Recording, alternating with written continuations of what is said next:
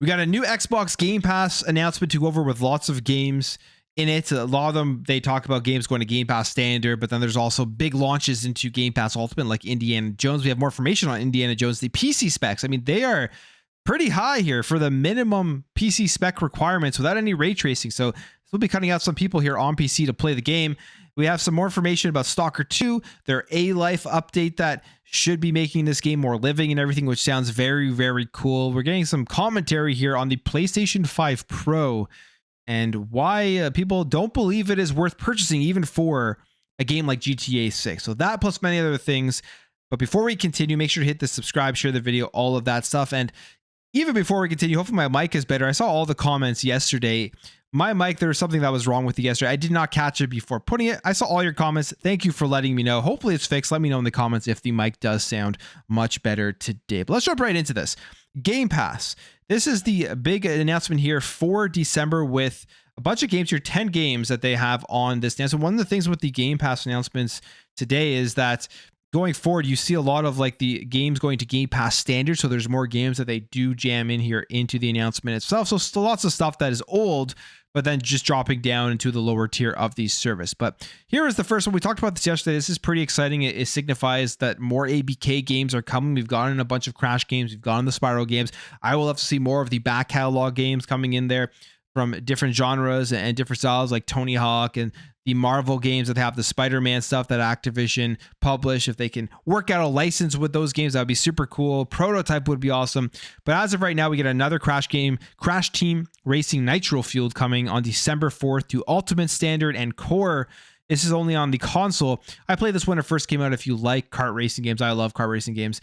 You will enjoy CTR. It's a remake of the original one from back in the day. So pretty fun stuff there. Forza Motorsport's going to Game Pass Standard. I mean, that's been out for a while now. Haunty is going to Game Pass Standard out right now. Don't know too much about this game, but it is a puzzle game. You have Humanity going to Game Pass Standard as well.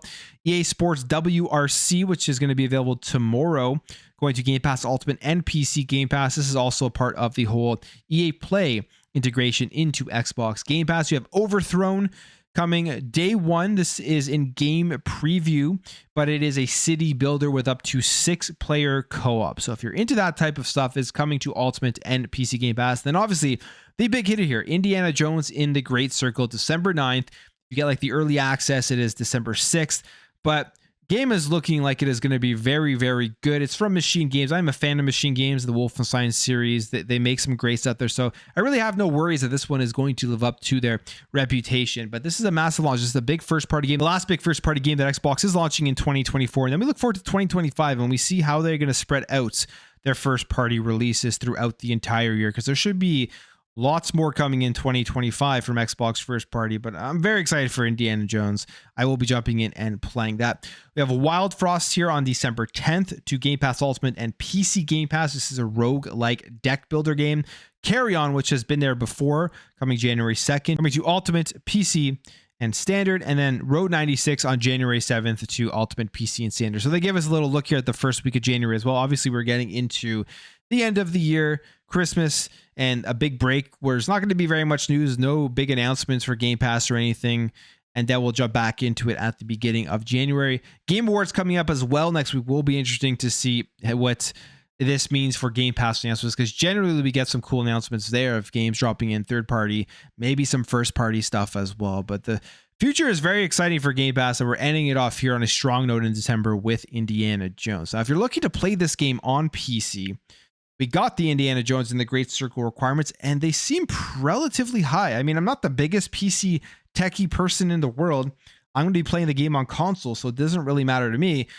But the minimum specs, they gave us the minimum recommended and ultra specs for full ray tracing requirements and then without full ray tracing requirements. I'll just quickly go over the GPUs here for all 6 of these requirements here. Without ray tracing, the minimum is the GeForce RTX 2060 Super 8GB card, or the AMD Radeon RX 6600 8GB, or Intel Arc A580. So anybody who has not at the very least upgraded here to the 20 series of RTX cards are not going to be able to play this game on PC.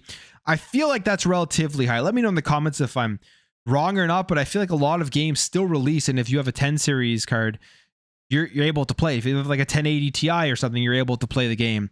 So this is interesting that they are launching here with the minimum of an RTX 2060. Now for recommended, without ray tracing, an RTX 3080 Ti or 7700 XT, a 12 gigabyte for that one. And then for the Ultra, the RTX 4080 16 gigabyte card or the 7900 XT 20 gigabyte card. And that's all without full ray tracing requirements. Now, if you want the ray tracing, it's even crazier for the minimum. An RTX 4070 12 gig card for recommended, an RTX 4080 16 gig card. And then for Ultra, an RTX 4090 24 gigabyte card. So this game has very high requirements. I think it's going to look phenomenal. I'm excited to see what it looks like when it does launch. I wonder what it's going to be like on Xbox, how this is going to compare to these settings here. I'm sure on the Series X it'll look great. The Series S is my question. How do they optimize it for the Xbox Series S? How will it play? Generally, we've seen with their first party content, it's been pretty good. Even Starfield, even though it was like 30 FPS, I played a bit of that on the Series S and it was fine. So there is a lot of stuff here to look forward to in the upcoming few days or so before the launch of Indiana Jones and the Great Circle. And if you want to continue to celebrate this game, if you're excited about it, they have also launched a dynamic background on the Series X and S, which is kind of what they do pretty much for all of their first party releases, which is a smart thing. My question though, are they going to be doing the full page ad, which every single time you see the same people online bitching and complaining about them advertising their own first party games on their own platform?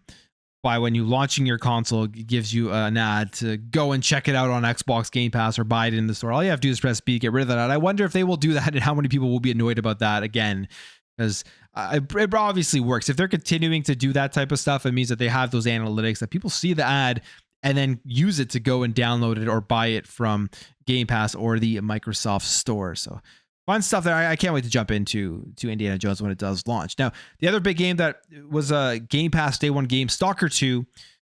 And the biggest issue with this game was just the bugs. There's a lot of people who are loving this game, even with the bugs, saying it is one of their best games of the year that they have played. And we have some more information. The developers explain the buggy Xbox and PC launch and promise to fix A-Life 2.0 system, which sounds very, very cool.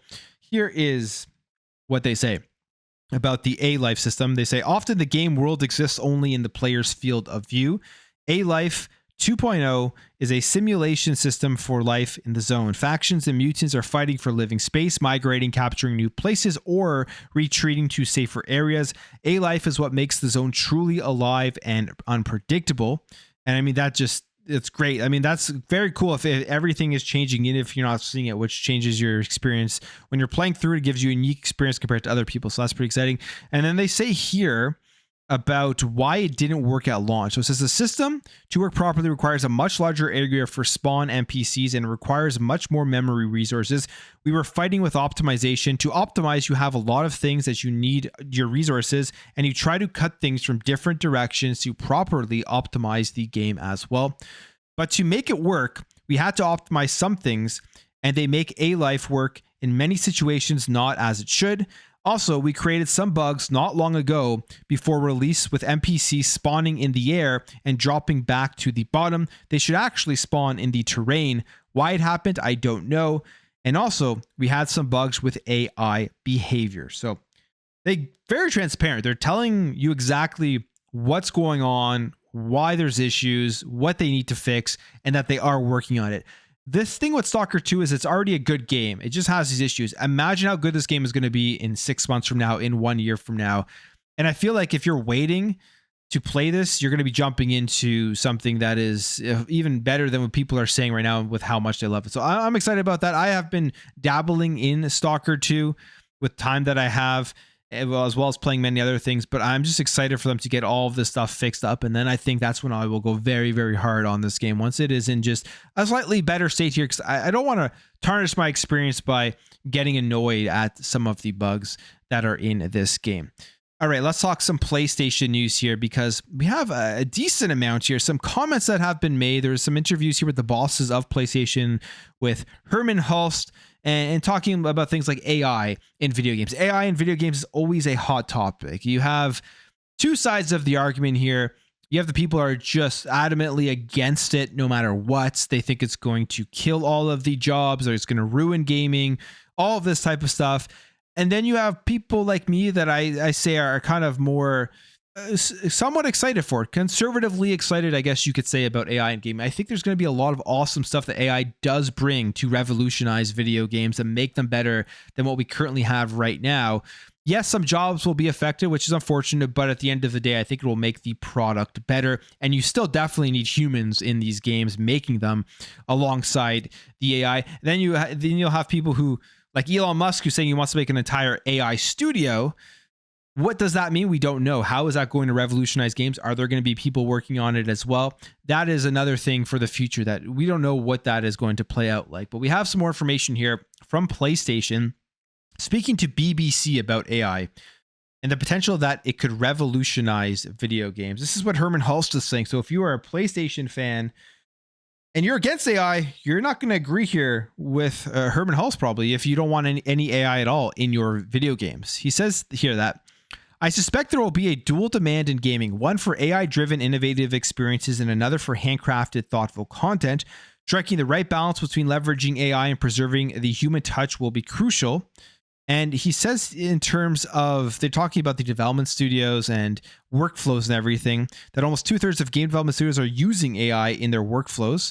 It says 62% of the studios we surveyed said they use AI in their workflows, mainly to prototype quickly and for concepting, asset creation, and world building. That was from Unity, who is saying that. And they also mentioned a couple of other stats here. That 71% of the studios surveyed that were using AI said doing so improved their delivery and operations, and 38% of the studios surveyed said that they were reluctant to start using AI. 43% said they had an interest in using AI but hadn't had the time, and 24% said they didn't had the technical skills to actually utilize AI yet in their game development. So I think it's pretty obvious here. All of the big companies, all the big publishers, you're going to have Xbox, PlayStation, Nintendo, everyone in there, they're going to find ways to utilize AI to just improve the workflow and to save money, basically. It's to make these games get developed faster, where you couldn't do it previously when you had humans doing it who were just kind of doing, I would say, probably more monotonous tasks in the development of video games.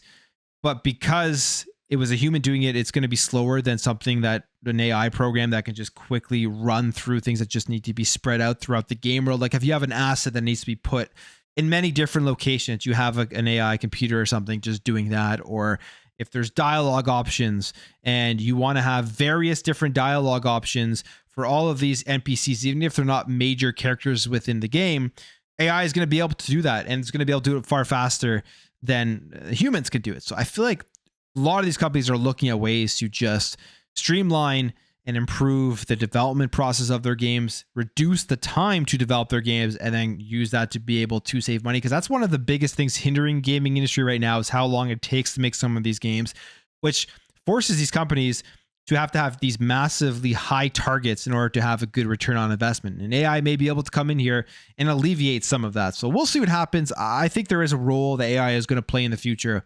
How big, nobody really knows yet, but it will be interesting to see how it all does evolve.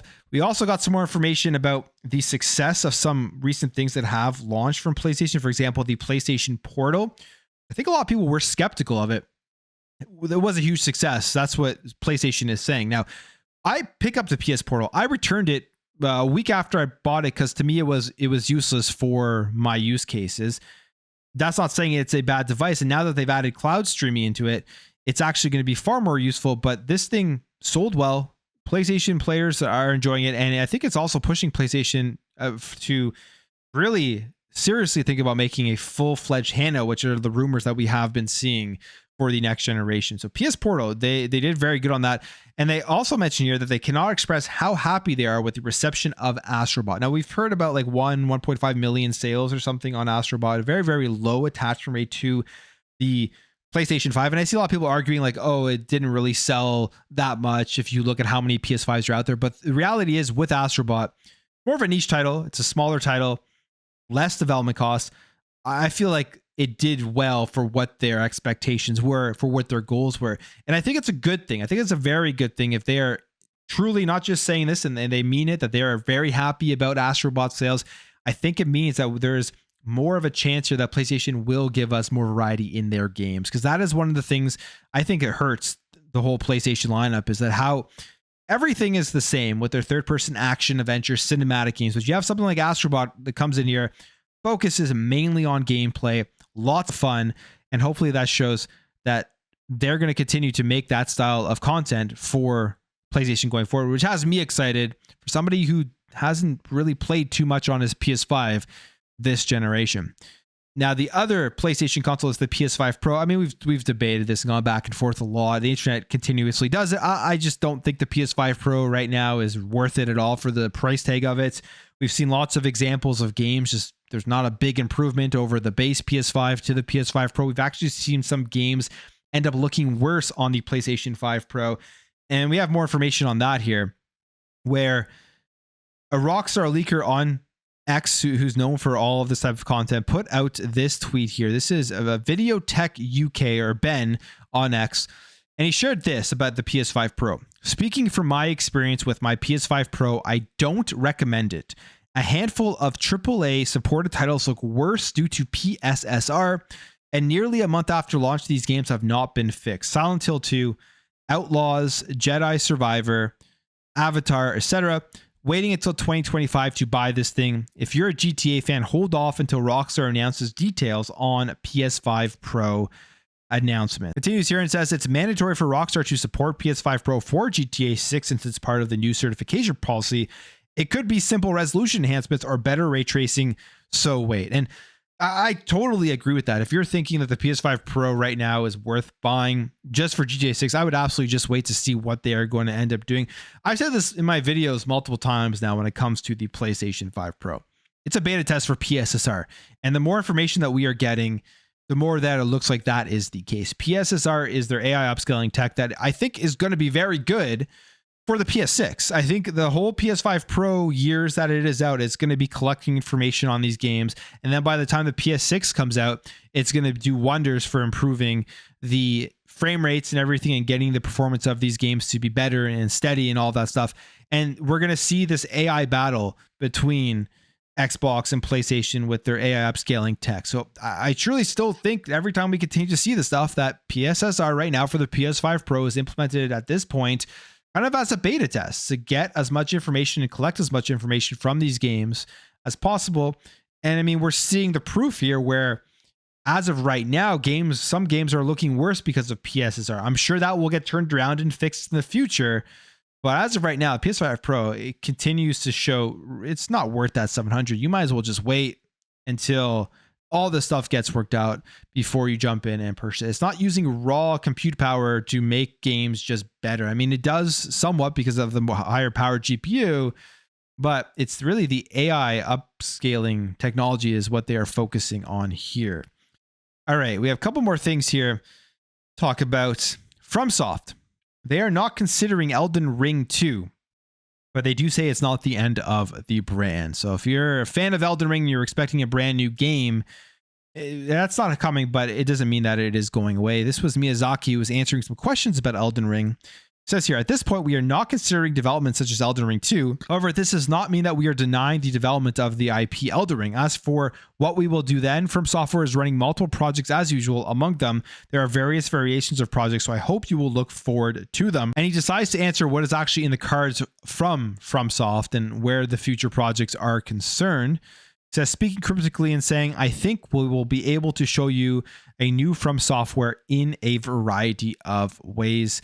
And then he also mentions here that he seemed to reverse his earlier promise of there not being an Elden Ring 2. He says there are many things we need to reflect on in the DLC, so we will accept them honestly and sincerely, make use of them for the next game. So kind of confusing, but he is saying right now there is no Elden Ring 2 in the works. They're working on multiple projects, but they will bring more stuff to the brand. I think at this point, if the talks are real between Kadokawa and Sony, there's probably a little bit of uncertainty from a company like From Software as what their future holds, who will be their overarching corporation that controls them type of thing. And maybe that plays into some of the decisions that they are going to be making, because things could absolutely change if that acquisition does happen. I mean, We saw what happened with Bungie, right? Like Bungie was a failure acquisition. Everything changed, and Sony is going to try to turn that into a winning acquisition by changing the way that they do their business and the way that they develop their games. So we'll see what happens here. But obviously, Elden Ring 2 would be an instant success. I don't see why they would just abandon it in any way. They're probably just thinking as of right now with the DLC that came out was very successful, as being nominated for Game of the Year. They're just going to ride that for a while here before they come out with any new Elden Ring content. And finally, if you're still wondering if the Switch 2 is on the way, it is on the way. We haven't got an official announcement from Nintendo, but we have some more stuff happening here that proves that it is coming. They say here that alleged Switch 2 accessories are being sold online. Now, this is from Wario64 here on X, and you can see some of these accessories that are being sold on Alibaba. You can see a case for the Switch 2. You can see the dimensions of it, so you get kind of an idea of how big the Switch 2 will be. Some more cases here, and then also screen protectors. It looks like there's 2 screen protectors there, which is kind of head scratching. Are they releasing 2 SKUs here for the Nintendo Switch 2? Or is this just maybe the way that the picture is taken? I'm not 100% sure here, but one looks much bigger than the other. You go down here into the comments, and people are asking, why are there 2 screens? You have some suggestions here that there will be 2 screens on the Nintendo Switch. So it's like a DS style or something. Who knows? Or maybe it's because there's going to be 2 SKUs here for the Nintendo Switch 2. I think that'd be cool. If they have a bigger one with a bigger screen, I would probably opt for the bigger one with a bigger screen. And that would also mean it's most likely more powerful. But we'll see. I mean, if this is true, for some reason there are 2 screen protectors there for the Nintendo Switch 2. But I will end the video there, guys. If you did enjoy this video, hit that thumbs up. If you are new here, hit that subscribe, and I'll catch you guys in the next video.